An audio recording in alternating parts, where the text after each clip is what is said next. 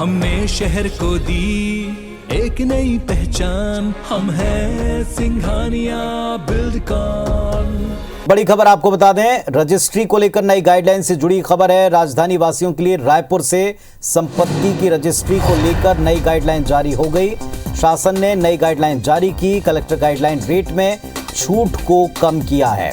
Guideline rate में छूट 40% से 30% कर दी है। स्टाम्प ड्यूटी में मिली लोगों को राहत स्टाम्प ड्यूटी को 5% से घटाकर 4% किया है। तो शासन की तरफ से नई गाइडलाइन जारी हो चुकी है। संपत्ति कराने वाले लोगों के लिए और संपत्ति की रजिस्ट्री कराने वाले लोगों के लिए यह खबर महत्वपूर्ण है। कलेक्टर गाइडलाइन में जो रेट में जो छूट थी उसे कम किया है, 40% से घटाकर 30%, और स्टाम्प ड्यूटी में जो राहत थी 5% से घटाकर 4% कर दी गई।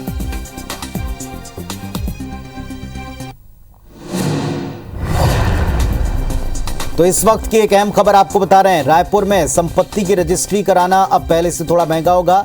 शासन ने गाइडलाइन जारी कर दी है और इसके मुताबिक जो राहतें थी उसको थोड़ा सा घटाया है। कलेक्टर गाइडलाइन रेट में छूट को कम कर दिया है। पहले जो छूट थी 40%, उसमें 10% की कटौती की, यानी 30% हो गई। और स्टाम्प ड्यूटी में जो राहत थी 5% थी, उसमें भी 1% घटा दिया है, 4% छूट हो गई।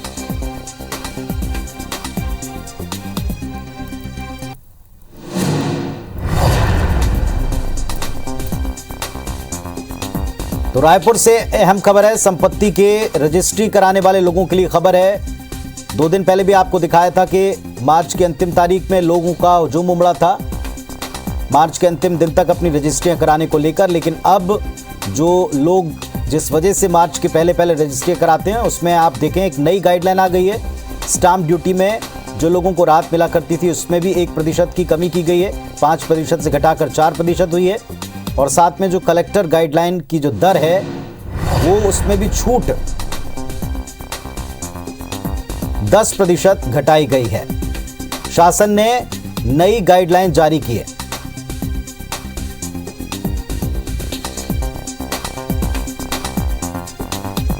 संदीप शुक्ला सहयोगी हमारे साथ में जुड़ रहे हैं। गाइडलाइन में छूट में कटौती की गई। संदीप, बताएं इसके बारे में।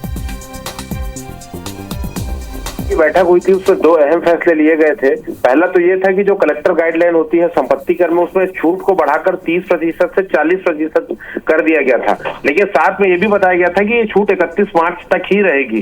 दूसरा, जो संपत्ति की रजिस्ट्री कराने पर जो हम स्टैंप ड्यूटी पटाते हैं वो पहले 4% थी, उसे बढ़ाकर 5% कर दिया गया था कैबिनेट में।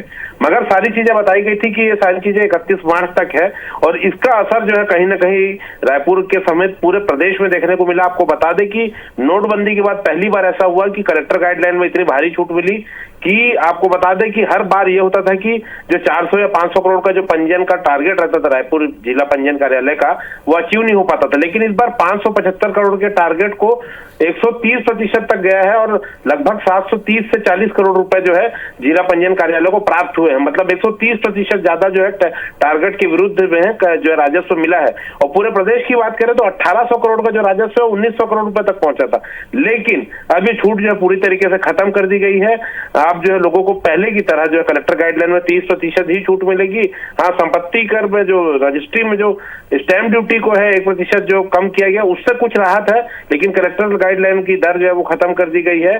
तो उसका असर पहले देखने को मिला था, अब जब कम हो गई है तो भी देखने को मिल सकता है। जी चलिए, तो स्टाम्प ड्यूटी में जो छूट है उससे थोड़ी सी राहत है, लेकिन जो दर है उसमें जरूर जो पहले छूट थी उसको कम किया गया है।